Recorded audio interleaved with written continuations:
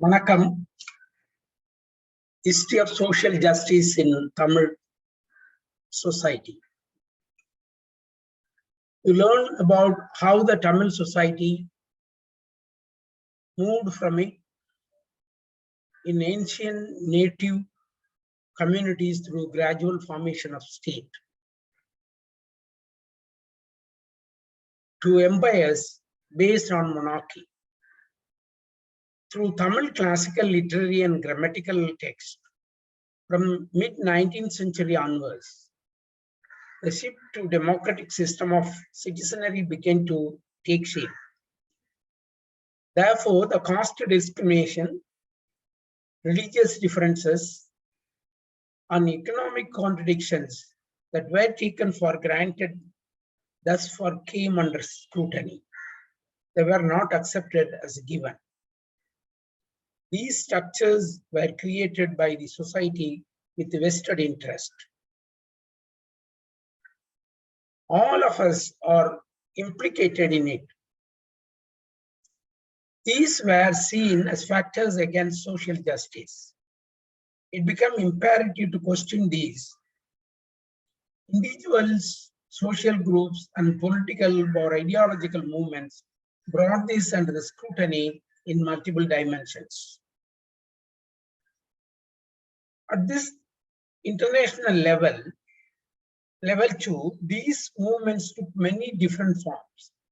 Narrowing our focus to Tamil society, we can categorize the discourses on social justice as follows. The activities of colonial system in Tamil society during the 19th century are to be taken into account. We can understand how the European Enlightenment tradition identified the unequal development of feudal societies that came under colonization. There is a need to hold extensive discussion on these aspects.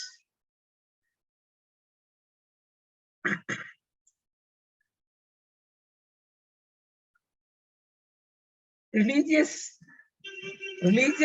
were influenced by the colonial Enlightenment traditions began to approach social justice differently. A debate on how to address inequalities and contradictions were waged. As a byproduct, many social movements evolved devoid of religious affiliations. They recorded how religion worked against social justice. It is a very interesting history to be explored. Division of labor had evolved among the human communities, leading to different groups of people based on the work they did. Historically, these divisions got consolidated as caste. Caste structure functions against social justice in ways that are not yet fully articulated. Hence, it is primary to take this into consideration for any discussion on social justice and modes by which caste work against it. In the course of evolution, individuals and their basic needs seeped into crucial factor. It is obvious that not at all these needs are fulfilled for all human beings, and thus it aspects social justice on various levels in the society. Education is a crucial aspect of any development, but still education for all remains just a dream. This contradiction affects social justice in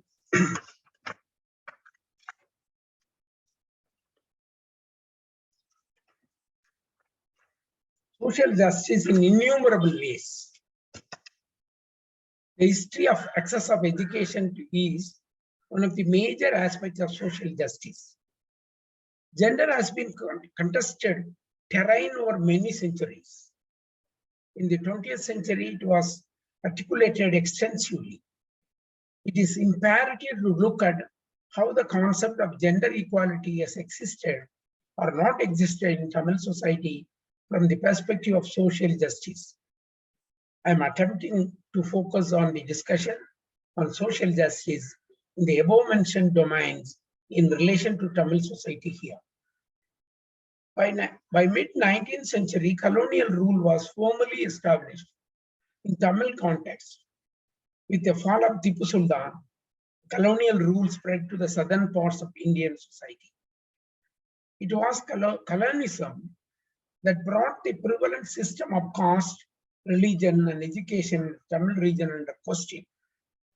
The colonial administration became aware that the tribal, scheduled caste, and artisans were opposed in the society. Right from the 16th century onwards, Christian missionaries have worked to liberate the oppressed section people from the caste shackles. Once the government was under the British, they started legislating the reforms into laws. Slavery was abolished. Among the scheduled castes, specifically in the Periyars, found conversion to the Christianity as means of liberation that freed from them both caste and religious oppressions. This occurred differently in different regions with minute variations. Untouchability became a reality in public sphere, and that it is against social justice was established. There were sporadic effects to accommodate these sections within the existing religious system, but none of them addressed untouchability or attempt to change that material basis area. Saivite and Vaishnavite texts do not contain any record of untouchability, anti-untouchability. Colonialism undertook various measures to liberate the people from the caste shackles. They were said as a coolies or contract laborers to South Africa, various islands and the coast, Burma, Malaysia, Thailand, and Sri Lanka. It is a tragic turn in Tamil society that from untouchability they moved to being coolies. It is a milestone in Tamil history that migration became a crux of fighting against untouchability and extreme polarization of class. From early 19th century, colonialism introduced education for the oppressed caste and women by bringing modern education through new school system. It is anchor of education that has helped in the Periyar and Nadar communities to achieve significant change in the society over these 150 years. It is quite unique to the history of Tamil Nadu. When we look at the changes in the social sphere of oppressed caste and women critically, we realize the significance of the dialectic of social justice. The contribution of colonialism in the sphere of language is equally significant. The notion of Dravidian languages become possible through the effects of colonial scholarship. Ellis, 1777 to 1819, and Cornwell, 1814 to 1891, are two key figures we need to be grateful for this achievement. Before that, primacy of Sanskrit remained unquestioned. It was consolidated by the dominant Brahminical caste. Right from the prehistoric times, Sanskrit was projected as a language of gods and later as a language of rulers, and therefore remained associated with the hierarchy and authority. Colonial discovery of the family of Dravidian languages led to the drastic reversal of that ideology. Colonialism denied the practice of non-acknowledgement of ancient Tamil language in public sphere and pressure of Sanskrit being rulers of tongue. Therefore, Tamil language got liberated. The Tamils gained their ethnic identity through their language. The contradiction between the language and power and regional languages came to be questioned. Social justice of languages was established through identification of linguistic families, printing of manuscripts, and institutionalization of archaeological findings. It is due to these effects that the ancient history of Tamils changes the evolution of Tamil paleography and the material culture of the ancient Tamils were projected in the public sphere. We can consider these are the colonial contribution to social justice, the Tamil society. In practice, we know that the polarized binary of Sanskrit or Tamil still continues. The cultural debate on Vedic or non-Vedic philosophy and practice, the unique features of South Indian Dravidian languages family, the unbroken history of Tamils from prehistoric era onwards, and the specific aspect of culture based on Tamil in Dravidian South Indian context became established in public sphere by end of 19th century. Earlier, ancient Indian history dealt with 3500 BCE to roughly about 500 CE. These rediscoveries proved that beyond doubt the parallel existence of Dravidian cultures. Erasing the fact was an injustice meted out to the Tamils because of the support of state, culture, and practice based on the primary of Sanskrit. Colonism intricate the hierarchy and put the Tamil society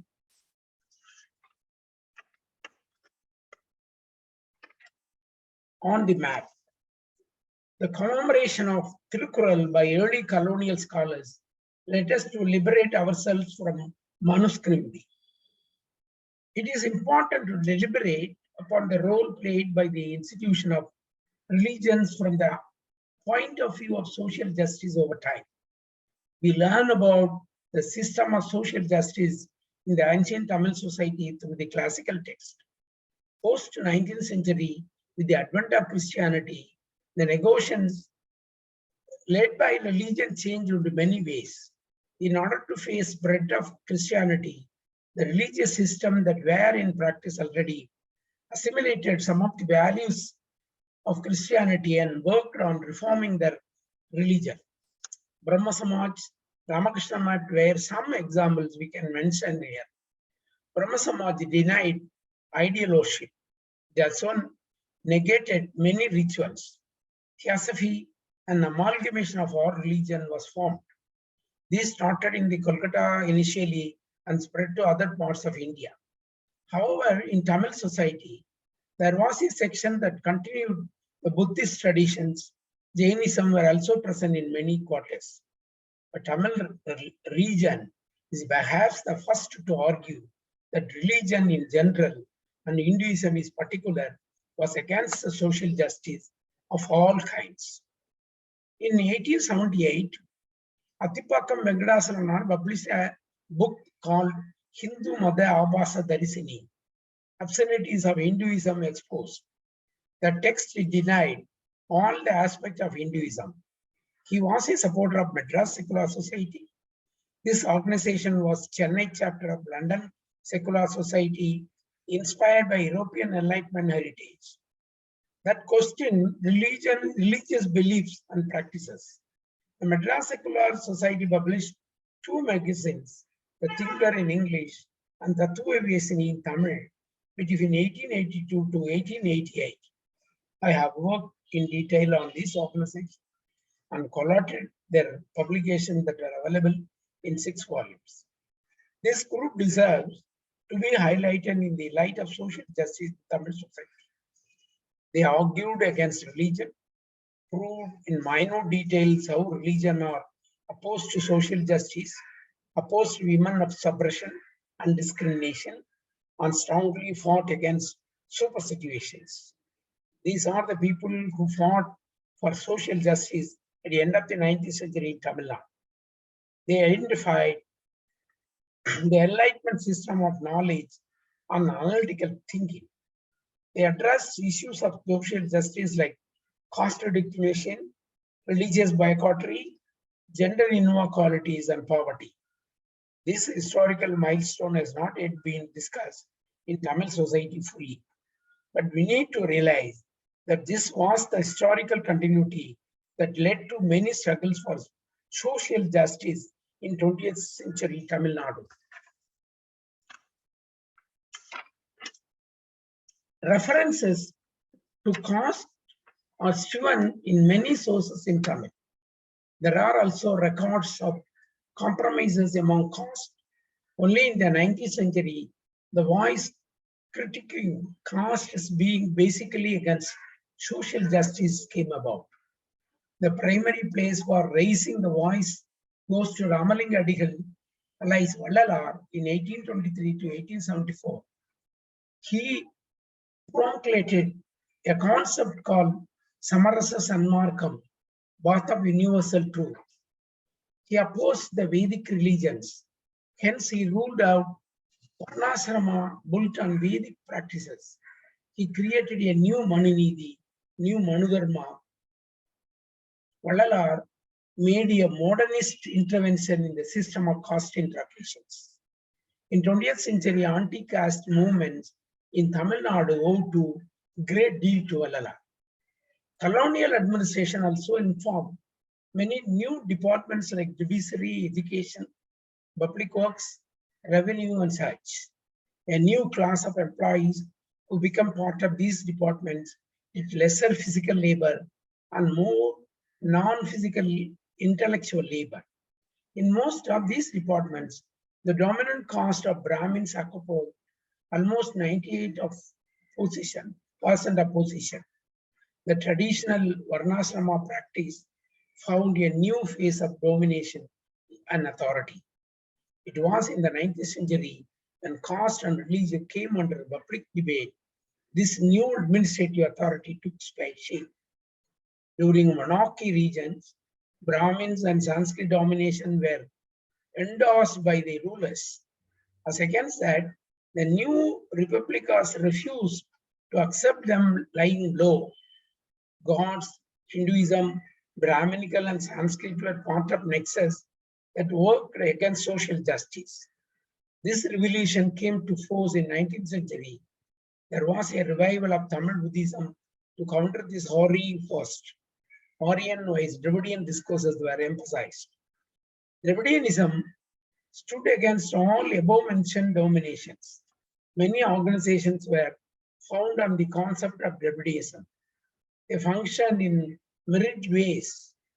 Dravidian Manava Sangam, Dravidian Students Association, Tenindia Nala Urimi Sangam, South Indian Welfare Association, 1916, Justice Party, 1917, Chennai Mahana Sangam, Madras Presidents Association, 1990, Suyamariyadi Ekam, the Self-Respect Movement, 1920, are few major outfits.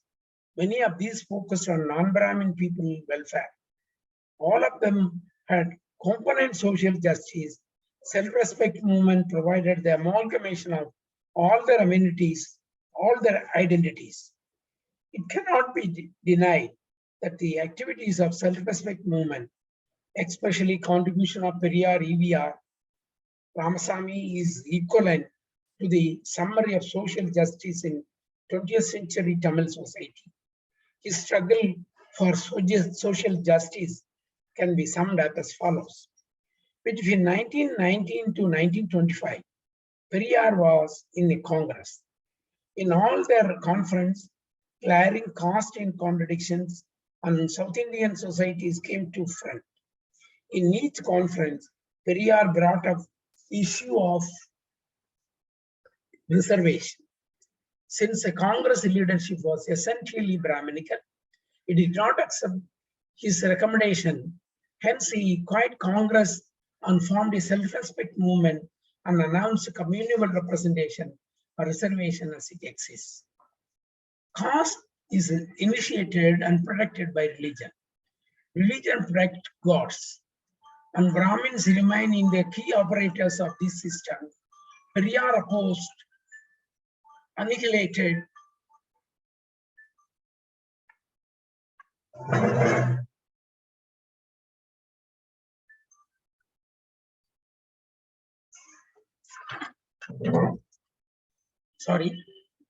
caste is initiated and protected by religion. Religious protect caste, and God, religion, and Brahminical construct. He believed that we can annihilate caste and remove the economic disparities. He exposed the domination of forces that made caste exist as a reality. He involved himself in all the anti-caste activities that became the clarion call for social justice in Tamil society.